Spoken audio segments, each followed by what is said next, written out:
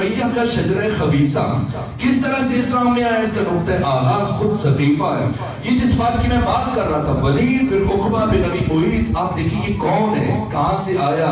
اس کے باپ سے متعلق پیغمبر نے کیا فرمایا تھا، اس کے باپ کا کیا انجام ہوا تھا، اس کا دادا کون تھا، یہ چلا کہاں سے۔ امیہ کون ہے؟ بعض لوگ کہتے ہیں کہ جس طرح سے مشہور ہے عام طور پر کہ امیہ عبد الشمس کا بیٹا تھا، نا، امیہ عبد الشمس کا بیٹا نہیں تھا، عبد الشمس کا بیٹا ربیعہ ہے۔ دیکھیے ہاشم اور عبد الشمس یہ دو سگے بھائی ہیں، ہاشم اور عبد الشمس دو سگے بھائی ہیں۔ ہاشم کے فرزند ہیں عبد المطلب، عبد المطلب کے فرزند ہیں عبداللہ اور ابو طالب عمران، یہ دو سگے بھائی ہیں۔ باقی آپ کے بھائی صرف پدری بھائی ہیں، ماں کی طرف سے یہ دونوں بھائی ہیں، جناب حضرت ابو طالب عمران، حضرت عبداللہ، یہ دو بھائی، یہ جناب حضرت عبد المطلب کے فرزند ہیں، وہ ہاشم کے فرزند ہیں۔ دوسری طرف عبد الشمس، ان کی یہ بے اولاد تھے، ان کا بیٹا ہے امیہ۔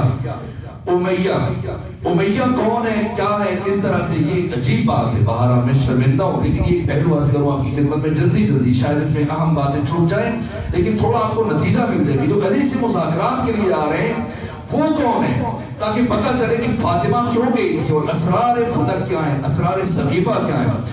یہ امیہ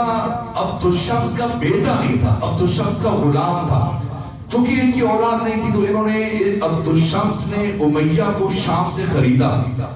لیکن یہ امیہ وہاں پر کردار کے حوالے سے جو شہرت رکھتا تھا،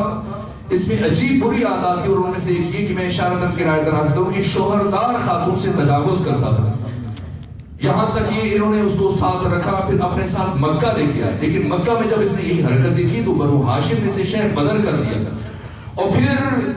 جناب عبد الشمس اور بنو ہاشم یہ معاہدہ طے پایا کہ کم از کم تعدیب کے طور پر 10 سال دوبارہ مکہ میں قدم نہیں رکھ سکتا، اور اگر بعد میں اس نے اپنی اصلاح کر لی، اپنے کردار کو بدل دیا، مشروط طور پر اس کو آنے کی اجازت ہوگی۔ پھر یہ شام چلا گیا، اور شام جا کر اس نے اپنی حرکتوں کو جاری رکھا، وہی کردار رہا اس کا، اور یہاں تک کہ شوہردار عورتوں پر تجاوز کرتا تھا، اور ایک شوہردار خاتون، شادی شدہ خاتون جس کے ساتھ اس کے مراسم تھے، اس کے یہاں بیٹا پیدا ہوا، اور جب بیٹا پیدا ہوا دوسرے دن کا بچہ یہ گیا، جب اسے پتا چلا کہ جس کے ساتھ اس کے مراسم تھے شوہردار خاتون، اس کے گھر جا کر وہ بچہ اٹھایا کہ یہ تو میرا ہے، اٹھا کے لے آیا، اس کا نام زکوان رکھا، زکوان، کنیت ابو عمرو رکھی۔ یہ زکوان پھر امیہ نے اپنی بیوی اپنے بیٹے کو سونپ دی، زکوان کو دے دی، ابو عمرو کو دے دی، اور یہاں سے عقبہ پیدا ہوا۔ عقبہ کا بیٹا ہے ولید بن عقبہ، ابو معیط پیدا ہوا، ابو معیط کا بیٹا عقبہ ہے، عقبہ کا بیٹا ولید ہے جو علی کے پاس آیا۔ اب سوچیں یہ ولید بن عقبہ بن ابی معیط بیٹا کس کا ہے، کس طرح سے آیا؟ یہ ولید بن عقبہ بن ابی معیط جو علی کے پاس آیا، اس ولید کا باپ عقبہ بن ابی معیط، یہ جنگ بدر میں 70 افراد قتل ہوئے، 70 افراد اسیر ہوئے، اور ان 70 اسیروں میں سے عقبہ بن ابی معیط وہ واحد شخص تھا جس سے متعلق پیغمبر نے فرمایا کہ اسے ہر حال میں قتل کر دیا جائے، یہاں تک خلیفہ سے وہ آئے، سفارش کی میں 1000 اردو کا، باقی لوگوں نے فرمایا نہ، اس شخص کو ہر حال میں قیدی تھا، پیغمبر نے اپنے سامنے قتل کروایا۔ اس کے بعد پھر باقی آپ دیکھ لیجیے، امیہ کا ایک ربیعہ ہے، ربیعہ اس کا بیٹا ہے عتبہ اور شیبہ جو